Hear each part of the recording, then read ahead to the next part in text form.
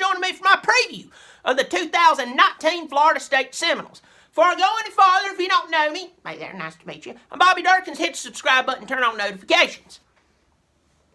When I think of Florida State, I think of Bobby Bowden. That straw hat, walking around with outrageous talent. Think of Charlie Warwick. Think of Warwick Dunn. Think of Peter Warwick. All the other Warwicks. Chris Winkie at 73 years of age coming back to college football and winning the Heisman Trophy and the national championship. Skip forward a few years, I think of Jameis Winston. Jimbo Fisher winning the national championship. And then something happened. I don't know. I don't know if y'all ate a bad batch of buffet food. I don't get it.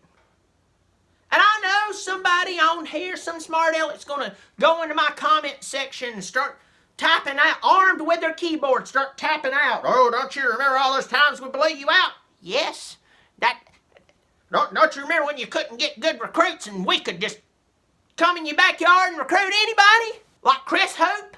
Chris Hope was in our backyard and you came in there and took him. Why? Because nobody wanted to play for Clemson at the time. Y'all been doing that for years. That's why we're all sitting here scratching our head going, what happened? It didn't happen fast. It's like blinking. Oh, they're good. Blink. God, they suck. We don't get it. You can talk about injuries. You can talk about, well, it's this person's fault and that's everything was going pretty good. And then, let's talk about what happened last year. Willie Taggart's first season, he had a first losing season in a long time. Took over a mess. I don't know. We'll see what happened. I will tell you this: we know Francois is gone. Blackman takes over. I mean, it's like when I'm trying to talk about certain teams, it's easier to talk about them. To be quite honest, y'all are really difficult to talk about because I start looking at all these players' names. Cam Akers. Good Lord, that's an incredible recruit. Talent oozing out of him like a sickness. You wide receiver, Terry. That guy didn't have an earthquake there. I just hit the pole. Holding up my camera. Don't be afraid. I'm okay. That guy's ridiculous. I know you lost Brian Burns. Brian Burns is Brian Burns. How did y'all suck that bad?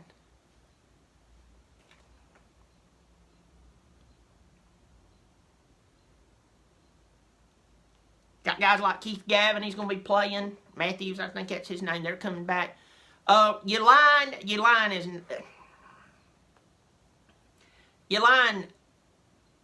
could be better than what it was last year to a point. But does that really say anything? It's not like I was saying, well, really improved there. It's like if I'm Blackman, I'm sitting there going, I'm going to come out there in bubble wrap. Because that's been a problem. That's who you got coming back. On the defensive side, a little better news. As I said, unfortunately, you did lose Burns. You lost that Westbrook youngin, but you do return a lot of players there. As I said, you return 8. If I hadn't said that already, 8 out of 12, that's good. That's good. Or 8 out of 11. You probably wished you had 12. Sorry, day's been long. Old Bobby's head spinning. So, what next? Let's be honest with ourselves about the ACC. The ACC is not like playing in just some unbelievably difficult conference. Now, for me, the SEC was really, really difficult. Really difficult. I'm talking about more teams playing at a higher level. All of them was more at a higher level. I would probably say 6 years ago. 5, 6 years ago, give or take a year. I know SECers are going to pick me apart and cuss me out. That's nothing new, and I don't even hear it anyway. The point is, That was a really tough time in the SEC. You're not playing in something like that. You're playing in the ACC where, aside from Clemson, everybody else is schizophrenic. One week, Syracuse looks good, and then they suck. One week, although they had 10 wins this year. One week, Miami, they're dancing around with that chain, and next week, looks like they got it out of a candy store little treat machine. So how you lost that many games, between you and I have no clue. I'm not here to taunt you. I'm just sitting here going, none of this makes sense to any of us on the outside looking in. So how do we predict the season? How do we predict what you're going to do this year if you still have a lot of talent, you don't play in a really tough conference except for maybe a couple of games, one of them in particular, I kind of know them. How? I don't know. I've thought about getting like a cat in here. Just lay out some bowls with food in it. And if they eat out of this bowl or that bowl, that means you either win or you lose. I'm just being honest with you. Well, let's go ahead and jump right into this. Your very first game is Boise State. It's in Jacksonville. Definitely, considering they're coming from Idaho, a home game for you. I think it's going to be one of those weird games where y'all both play close. I think you ink this one out. I think you win it just because. I wouldn't be surprised if they beat you, but I think you win. God, I got to take some Tums after this. Next week, play ULM. ULM is a team has been known to, every now and again, come close to upsetting somebody or upsetting somebody. Don't let your guard down. But I believe that if you can pull together more protection across your offensive line and take care of Blackman, give Akers time to hit the gaps, pray to God there's some gaps there, or just a space for him to squeeze through sideways while holding his breath, y'all will be fine. Of course, you'll beat ULM. That's not what I'm saying about ULM. I'm just saying, as long as y'all are continuing to grow, you'll be okay. At Virginia. Virginia, 1 week plays well, the next week they play like they hadn't seen a football field. They have a very dynamic quarterback. As long as he stays healthy, he's going to be a problem for you. But here's where I think your saving grace could be for this season. Seriously, your defense. If your defense can come out and keep you in some games that your offense is not keeping you in, you're still trying to work out the offense. If your defense can create some excitement, put you in some decent field position, I think you can ink a game like this out. I believe you beat Virginia. You play Louisville. Louisville is awful. Just absolutely awful. You will beat Louisville.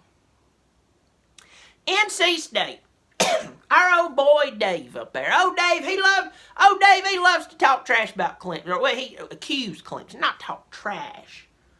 I mean, with that confidence that, they're good guys. I think they're cheaters. And he'd never say that, but he would imply it.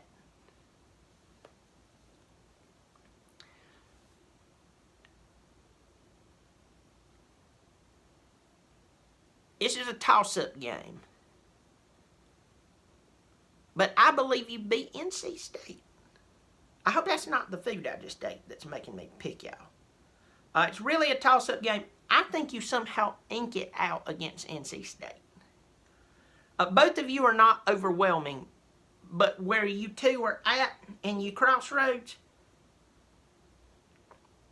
you very well can make this a really, really good game. You could be fighting for second place, maybe, in the division. Then you're off. Good job for you. At this point, I I have you undefeated. But I'm going to go ahead and tell you, you very well, at this point, could very well have 2 losses. Best case scenario, you're undefeated realistically. Worst case scenario up to here, you've dropped at least 2 games. Right? 2 games. And if Virginia comes to play ball, you drop 3. And I would say that would be Boise State, Virginia, and NC State. Then you're at Clemson. Listen to me. Look. We had to hear this for years. Y'all are going to play Florida State, and no matter how hard you try, even if you squeeze really hard and pop a hemorrhoid, it'll be a frosty day in Hades before you beat them. I'm not going to tell you that you can't play with us. I'm just going to tell you that unless Trevor Lawrence is dead, and everybody in front of him is dead, and ETN is dead, I hate to tell you this, y'all ain't winning that ball game. You'll lose to Clemson. At Wake Forest, don't get caught looking at the week before, but even if you kind of are, I think you still beat Wake Forest.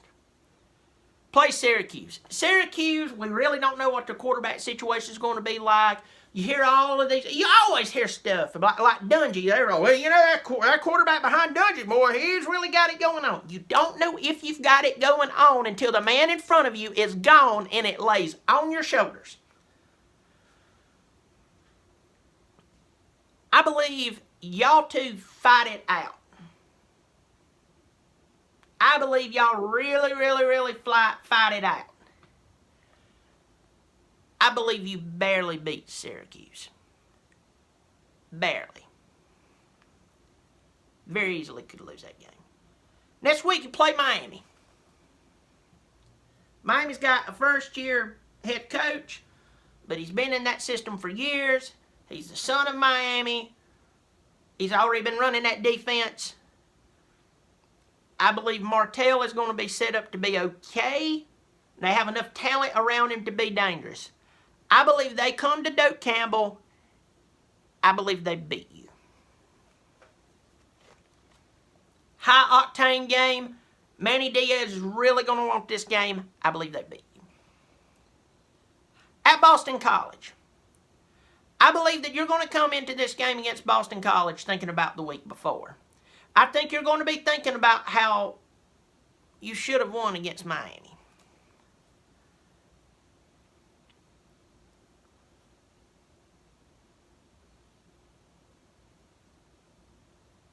I believe you lose to Boston College. Why not? If I'd told you a year ago that they were, or 2 years ago, that they were going to beat your brains in 35-3, you'd have told me I was stupid. That's fine. You still lost that much. I know you beat them last year. They do have a good team coming back. I believe you lose to Boston College. Alabama State, you beat them. You're off. You're at Florida.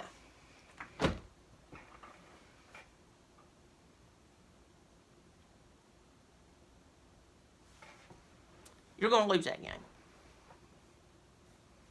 Unless they have been riddled with injury, you lose that ball game. Now I want you to stop there and I want you to think about how many ball games I just told you that you were going to lose. Definitely, I believe you're going to lose a Clemson game. Definitely. Everything else is kind of a toss-up, right? But what that also means is, as I said at the beginning of the video, you very well could go to that bye week before you play Clemson undefeated. You very well could have 2 losses. Easily. Going into that bye week. Y'all are this close to getting better or this close to repeating last year. That's best case scenario. I believe you lose 3 games. Best case scenario. That's not bad. How bad y'all been, how inconsistent, you should write me a letter of thanks and come up here and hug my neck. Not try to choke me, hug my neck. Worst case scenario, you lose to Florida, Miami, definitely Clemson. Drop a game to NC State. Drop a game to Boston College. Now you in deep doo-doo. So, I'm going to leave it at that. Go ahead and write all your bad stuff down here to me. That's fine. I'm used to it. But I'm Bobby Dirkens. Thanks so much for joining me for this preview of the 2019 Florida State Seminoles. You keep showing up. I'll keep showing out. Bobby Dirkens.